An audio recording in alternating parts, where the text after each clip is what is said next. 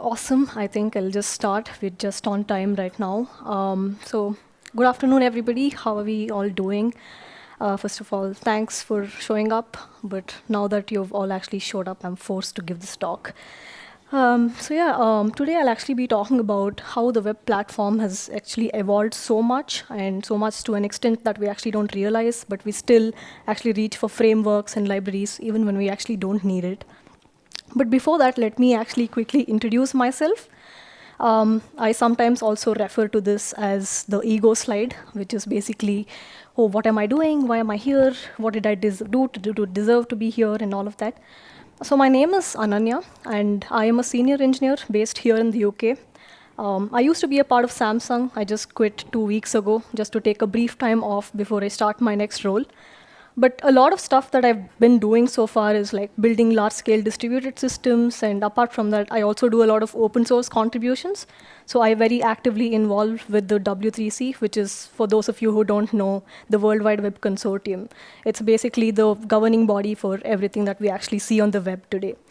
And being actually a part of the W3C and then the working groups basically means that you get to argue with some of the smartest people out there, just to make the web a better place. So yeah, that's me. So this is just a brief gist of what I'll actually be talking about today. Like I said, this is not just a pretty disclaimer. It's not an anti-framework or an anti-library talk. It's just to help ourselves ask the right question of, do I actually need a framework for this specific bit that I'm actually trying to solve? Or can I actually do it the native way? We'll actually see how the web platform has been evolving, and we'll also see a couple of quick examples of when we actually can ditch frameworks and try and use the native solutions. And we'll actually see how frameworks still, like when we should actually still rely on frameworks, and essentially a quick mental model of asking yourself that one question. Awesome. So now the problem. Frameworks and libraries have always existed to like solve the problem that the web actually couldn't. So it's essentially like filling the gap that the web platform essentially couldn't do.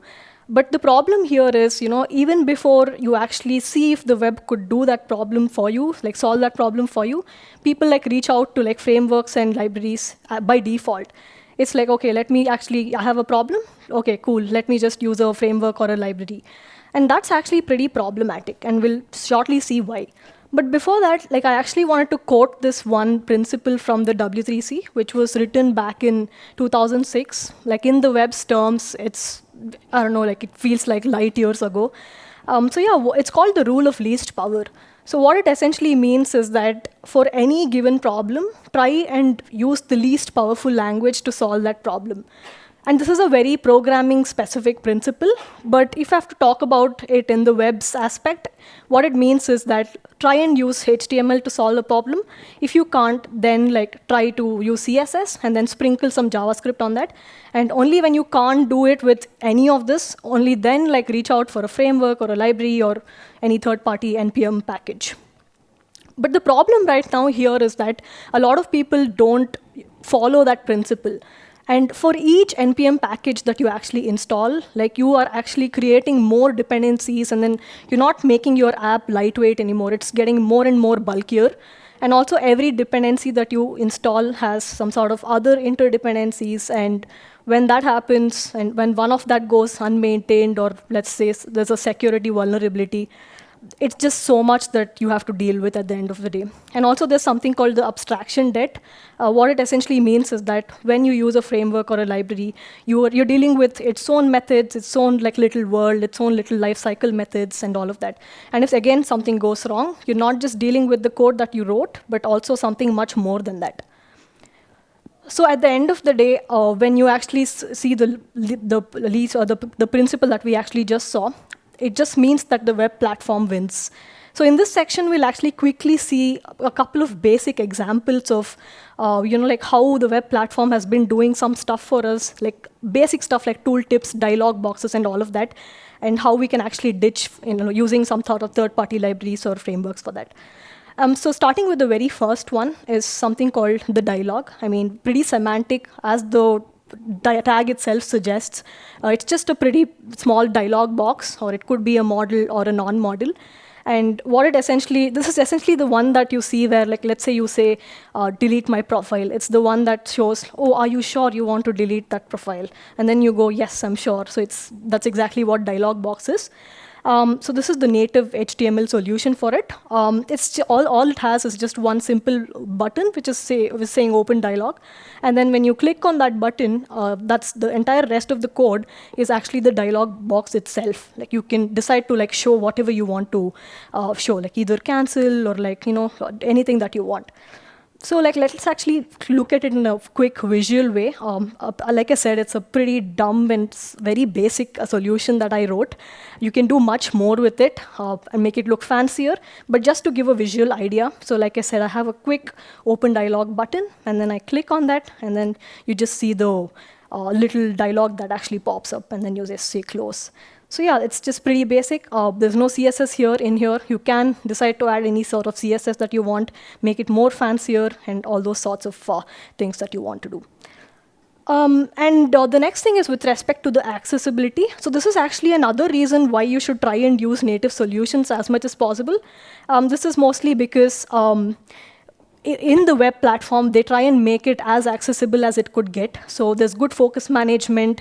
By that, like when the pop-up itself is opened and closed, the focus goes back to the button that invokes it. And there's proper ARIA roles, which is like, which tells the screen readers by default that, okay, this is a model, and you don't have to like explicitly mention the role and all those sorts of stuff.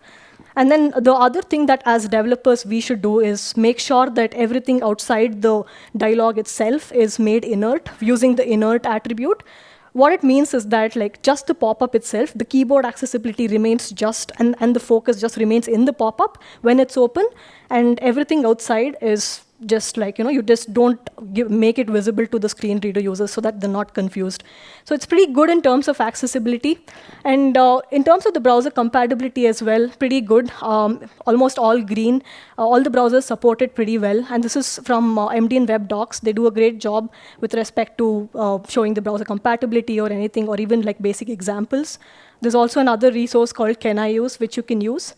So yeah, it's pretty green, safe to use, so you can feel free to use this wherever you want. So the next example is something called the Popover API. This is very recently made baseline widely available, which means very recently all the browsers started supporting it. And the main difference between the dialog and the popover is that popovers are generally used for stuff like menus, like dialog boxes, or like, like tooltips, those sort of stuff. And dialog is like, it says, stop what you're doing, deal with me first, and then everything else on the page does not work for you. But popover, on the other hand, is just like, hey, here's some extra information, just do what you want with it, and you can continue doing what you want. So that's the main difference there. And then again, a quick demo, just to get a feel of it. Like I said, you can do multiple things with it. You could do so you could do stuff like tooltips, or you could do like like a select box and all of that. Here I've just done some basic nested menu. So I just have a nested menu here. Looks pretty basic. Again, style it as you want. So yeah, this is the complete native solution. And then the next thing in terms of the accessibility of the popover itself, again, pretty good in terms of focus management. And also, there's something called the ARIA expanded role, which means that the state of the popover itself, which is open or closed, is well communicated with the invoking button, so that if it's closed, then screen reader users are not confused saying, okay, what is this extra content that's showing up and stuff like that. But one thing as developers that we need to make sure is that popovers in general don't have any sort of roles. The reason being, it's just not an element, so it does not have a role, rightly so. And also the other thing is that, like I said, you could either make it a row, you could either make it as a tooltip or like a menu. So as developers, depending on what we are building, like we should go ahead and like properly declare roles. If it's a tooltip, just go and say ARIA role is tooltip and stuff like that. Finally, the browser compatibility, like I said, also pretty green. It's called baseline widely available. It very recently became available across everything. I think it's just Safari that's not supporting it yet, but I think they'll also support it soon. And that's only with the hint attribute, not the popover API itself. The next thing is something called the View Transitions API. So this is mostly for animations. So let's say you want to navigate between different parts of the application and you want to do some sort of fancy animation. That's with this inbuilt API, which is a part of JavaScript, and it's called the View Transitions API. And the one thing that you actually need to remember here is the start view transition method. This is the one that's actually responsible for the animation itself. So what we do is the best practice is always checking if the API is actually supported, and if it's not, give a fallback. And then finally, if it is supported, try and do some fancy animation as you like. Again, a quick demo. What I have here is a very simple photo gallery sort of a thing. And it's a very faint animation. So when I just go and click on the next one, you can just see that there's a very tiny animation that shows up. It's very deliberate because I know some of you in the room might be sick to like motion and all of that.